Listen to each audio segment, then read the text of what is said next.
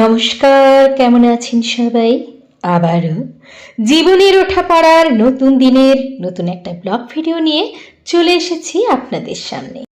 চলুন সঙ্গে থাকুন, দেখতে থাকুন, আশা করছি ভালো লাগবে।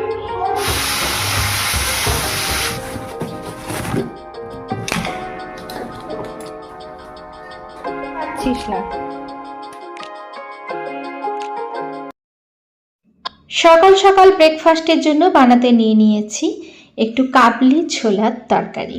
আজকে একটু কাবলি চানা করছিলাম আর তার সাথে কালো ছোলাও ছিল। আজকে আপনাদের সাথে আলোচনা করব খুব সুন্দর 6টি অভ্যাস, যে অভ্যাসের দ্বারা আমরা ঘরকে খুব সুন্দর গুছিয়ে তুলতে পারবো। হ্যাঁ বন্ধুরা, আজকের পর আপনাকে ঘর পরিষ্কার করার জন্য বারবার ঘন্টার পর ঘন্টা খাটতে হবে না। আসলে এটা কোনো প্রবলেম নয় যে আমরা পরিষ্কার কম করি, তেমনটাও নয়। আসলেই এটা হচ্ছে আমাদের কিছুটা এদিক ওদিক করতে হবে, আমাদের অভ্যাসকে একটুখানি, শুধু একটুখানি ঠিক করতে হবে। চলুন ভিডিও সংক্রান্ত একটু আলোচনা করে নিই। এখানে তো নর্মালভাবে একটুখানি জিরে আর এলাচ দারচিনি দিয়েছি, তারপরে পেঁয়াজ দিয়ে দিয়েছি আর 1 চামচ আদা রসুনের পেস্ট দিয়েছি। তারপরে কিন্তু ভালো করে কষিয়ে নিয়েছি আর বাস, তারপরে কাবলি চানা, কালো চানা দুটোই দিয়েছি, দিয়ে সেদ্ধ করা। আর জলটা কিন্তু ফেলিনি, ওই জলটাই আমি এই সবজিতে ইউজ করব। তো বাস ভালো করে মশলাটা রেডি হয়ে গেছে। এখানে আমি একটুখানি চাট মশলা দিয়ে, তারপর ভালো করে ফুটে গেলেই একদম রেডি। চলে এলাম পুজো দিতে। চলুন পুজোটাও সেরে নিই, আপনাদের সাথে আলোচনাটাও করে নিই। আসলেই আস্তে আস্তে একটু একটু করে জিনিস এদিক ওদিক হতে হতে জমতে জমতে পুরো ঘর ম্যাশি দেখায়। তখন নিজেরই মনে হয়, আরে এটা কি করে হয়ে গেল, কোনখান থেকে শুরু করব আর কোনখানে গিয়ে শেষ করব নিজেরাই বুঝতে পারি। আপনাদের সাথে আলোচনা করতে চলেছি জাপানি পদ্ধতি, যেখানে সব থেকে ছোট অ্যাপার্টমেন্টে প্রবেশ করলেও একদম শান্তি পাওয়া যায়, মন ভরে যায়। গুড মর্নিং, কেমন আছো সবাই? আশা করছি যে যেখান থেকে ভিডিওটা দেখছো প্রত্যেকে ভীষণ ভীষণ ভালো আছো। তোমাদের সবাইকে সঙ্গে নিয়ে আজকের ব্লগটা কিন্তু শুরু করে দিয়েছি। পুজো দেওয়া থেকেই ব্লগটা শুরু করে দিয়েছি। আর সত্যি কথা বলতে কি, সকালবেলা পুজো মানে অনেকটা শান্তি। যদিও আপনাদের দাদার মতো অত সকালে পুজোটা কিন্তু আমার হয়ে ওঠে না আর কি। আসলেই আপনাদের দাদা থাকলে আমি একদিকে ঘরদোর পরিষ্কার করতে থাকি আর উনি কিন্তু স্নান করে তারপরে পুজোটা দিতে শুরু করে দেন। এবার আমার তো আর সেটা হচ্ছে না, তাই না? যাই হোক, চলুন এবার রান্নাঘরে যাই। ভীষণ জোর খিদে পেয়ে গেছে। এখন কিন্তু খাবারটা খেতে আমার আরেকটু দেরি হয়ে যাচ্ছে, কারণ যেহেতু একটু দেরিতে পুজোটা হচ্ছে, তো একদম সকালবেলা মোটামুটি 8টা সাড়ে 8টার মধ্যে আমাদের পুজো কমপ্লিট হয়ে যায়। তখন কিন্তু আমরা মানে টিফিনটা করতে পারি। কিন্তু এখন মোটামুটি প্রায় 9:30 10টা তো বাজবেই, যদিও আমি এখনও ঘড়ি দেখিনি। তবে আমার মনে হয় 10টা বেজে যাবে, কারণ পুজো টুজো করা হলো, ঘরটা পরিষ্কার করেছি, সব কিছু করার পর পুজো করতে আমার অনেকটা দেরি হয়ে গেছে। যাই হোক, চলুন সঙ্গে থাকুন, দেখতে থাকুন, আশা করছি ভালো লাগবে। চলুন রান্নাঘরে যাই। আজকে ওই চানা মশলা দিয়েই আমি মুড়িটা খেয়ে নিয়েছি, তারপরে সোজা চলে এসেছি রান্নাঘরে একদম রান্না করতে। উচ্ছে আলু ভাজছি। আসলে জানেন তো, ঘর পরিষ্কারের জন্য যে 24টা ঘন্টা আমাদের পরিষ্কার করতে হবে তেমনটা নয়। কিছু ছোট্ট ছোট্ট নিয়ম যা ঘরকে পরিষ্কার করে তোলে। জাপানিদের হাতেও কিন্তু 24টা ঘন্টাই সময় থাকে। এমন নয় যে ওদের বিশাল কিছু দামি ফার্নিচার থাকে, এমন নয় যে টাইমটা ওনাদের হাতে অনেকটা বেশি থাকে। কিন্তু কিছু ছোট ছোট নিয়ম, তার মধ্যে ফার্স্ট নিয়ম যেটা, সেটা হচ্ছে দ্য ওয়ান টাচ রুল। হ্যাঁ, যে কোনো জিনিসকে একবার ছোঁয়া, যেটা ইউজ করা হবে সঙ্গে সঙ্গে পরিষ্কার করে রাখতে হবে।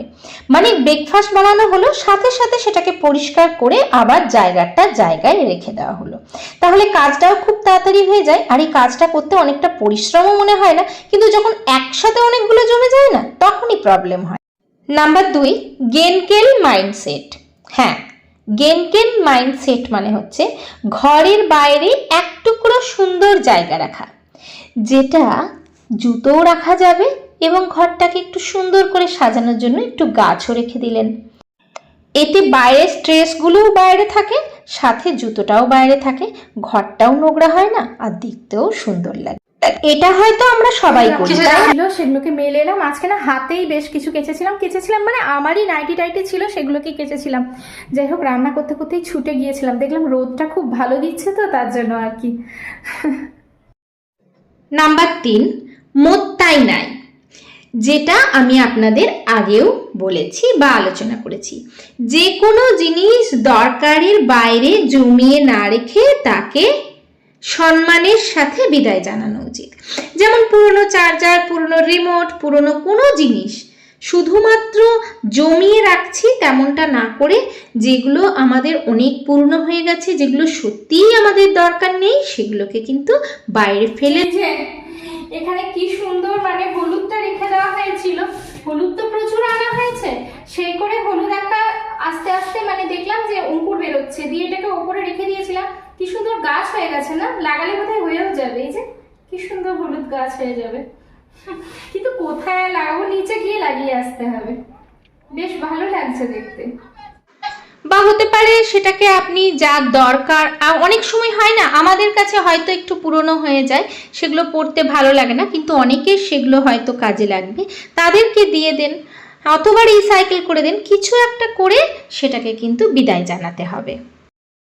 এমন নয় যে সব নিয়মগুলো আমি খুব সুন্দরভাবে মেনে চলতে পারি, তবুও যতটা পারি চেষ্টা করি আর কি। Number 4, every item needs a home. প্রত্যেকটা জিনিসের একটা নির্দিষ্ট স্থান করুন বা রাখার একটা পাত্র করুন।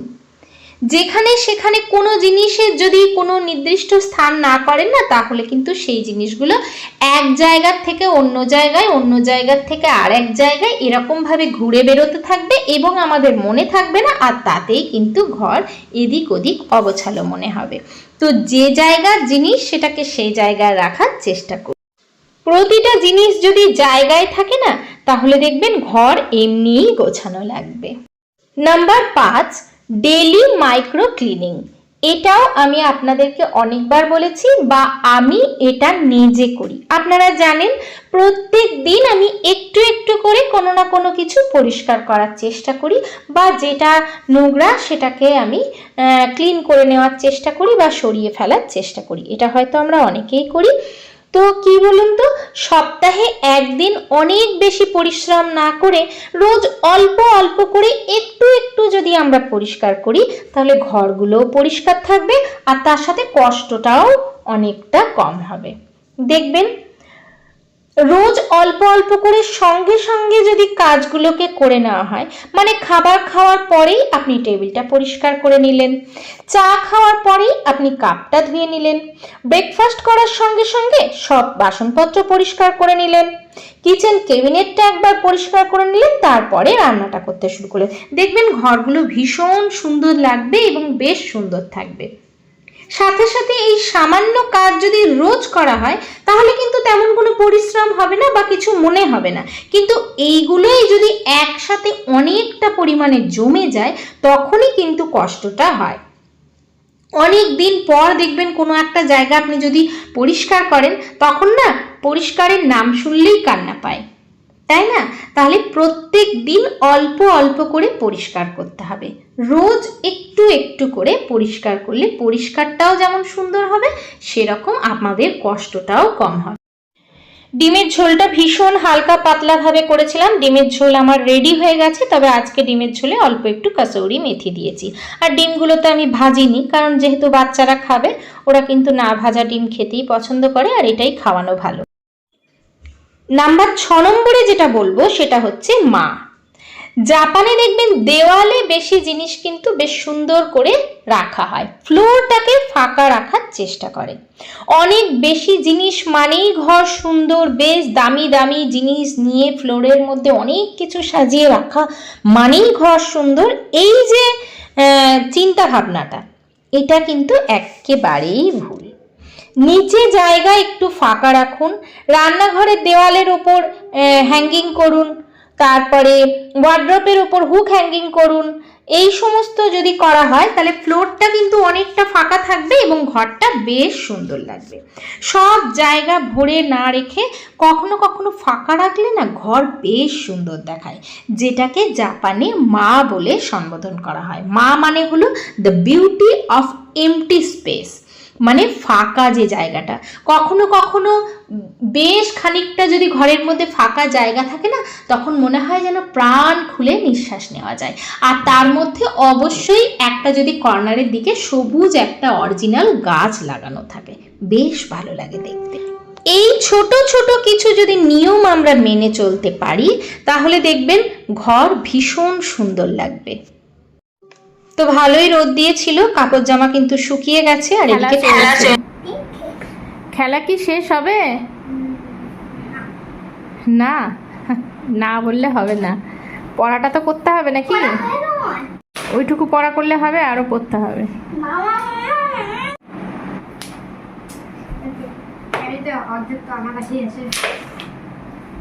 বিরাট একবার।